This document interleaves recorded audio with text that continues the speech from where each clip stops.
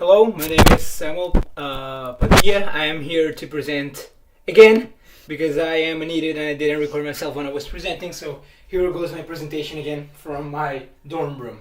Anyways, I'm here to talk to you a little bit more about rockets and how the aerospace industry changed in the last 50 years. How we went from missiles that were used during the World War to rockets that land themselves. So let's start by giving a little bit of context. It all started in the middle of the Cold War, and in that time, space superiority mean being superior not only in space, not only in technology, but also in the military aspect. So in this context of competition between the Soviet Union and the US, the space race begins.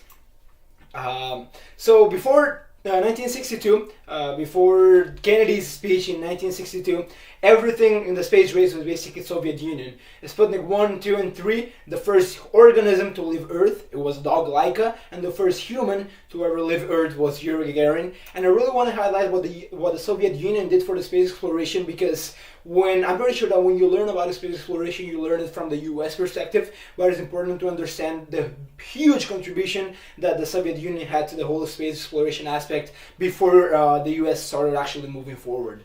So after this, Kennedy's speech in 1962, we choose to go to the moon. That was a speech that basically launched the whole country and somehow the whole world in a quest to go to the moon and back by the end of that decade.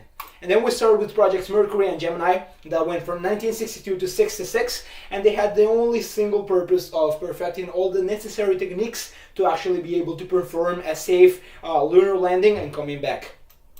And then we move on to Apollo program, and Apollo program started with a disaster with Apollo 1, with a simple static fire, a simple test. All the crew was killed during the test, and this almost ended the program, and it really changed the way NASA operated. And thanks to these changes, due to this accident, everything was possible afterwards. After Apollo 8, we go all the way to after Apollo 1, we go all the way to Apollo 8 flyby in Christmas Eve of 1968. It was the first time humanity made it to the moon, orbited the moon and came back and sent the first pictures of Earth from the moon, and just an amazing perspective.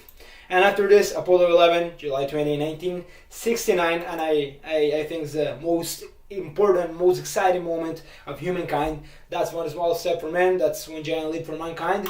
And then what happened? People were on the moon, people were saying, let's keep moving forward, let's go to Mars, let's keep exploring, let's keep pushing the boundary a little further. Yet, that didn't really happen. In 1973, with a simple mission for Skylab, the Saturn V flew for the last time. Saturn V was the rocket used throughout the whole Apollo era, and it marked the end of the Apollo era, and it marked the beginning of a 30 years plus era of low Earth orbit missions. And I'm going to explain what low Earth orbit is. So the space shuttle is a perfect example of low Earth orbit missions. Imagine the planet to be the size of a basketball. The moon will be 9 meters away from the basketball, and low Earth orbit will be 3 centimeters above the basketball. So after making it to the moon, humanity got stuck in low Earth orbit for 30 years.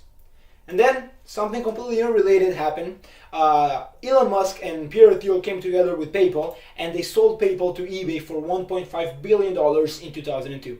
With this money, Elon went on to found SpaceX in 2002, and after a lot of four failures and almost bankruptcy, in 2008, SpaceX became the first private company to make it to space. And SpaceX later developed a business model resupplying the International Space Station for NASA, launching satellites, and it marked the beginning of a new era of space where private companies were starting to come into space and actually investing in technology and improving the technology.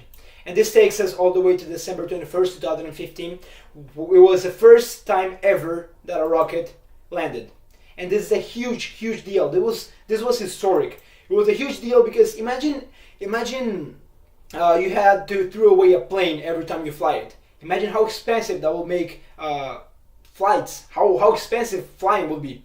Well, it's the same concept with rockets. When you launch a rocket and you have to throw it away every single time after you launch it, it's completely unusable and completely expensive to do anything related to space. So reusing rockets is a very important aspect if we want to keep moving forward with space exploration.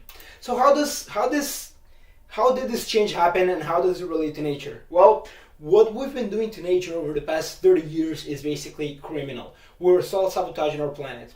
And this guy, Elon Musk, he had the financial capability to do something about it. He had the financial capability of actually investing in a solution, and he started tackling the two most important problems that we see for humanity right now. The whole aspect of climate change and pollution, what he's doing with Tesla, and he really started working on a plan B. Not really for him to take humanity out of Earth, but actually to start moving the whole space exploration aspect forward again. Basically, if we don't change the way we're acting towards nature, we are going to destroy our planet. And if we don't create a way to leave Earth, we're going to perish as a society, humanity as a species. We're going to perish when the Earth does. That's why it's so important. If we want to ensure the long-term survival of our species, we need to find a way to get off the planet. And this guy started working on it. He started moving the whole ball, and started actually moving the whole... He started the revolution in space technology. And I want to finish with this quote that says, "When something is important enough, you do it even if the odds are not in your favor." Creating a rocket company, starting an electric car company, crazy ideas. But they're important enough, and Elon Musk did it even though the odds were in his favor. So thanks to him, and thanks to a lot of people that jump on later on. We look forward to the future with excitement and can't wait to see what the future holds. Thank you.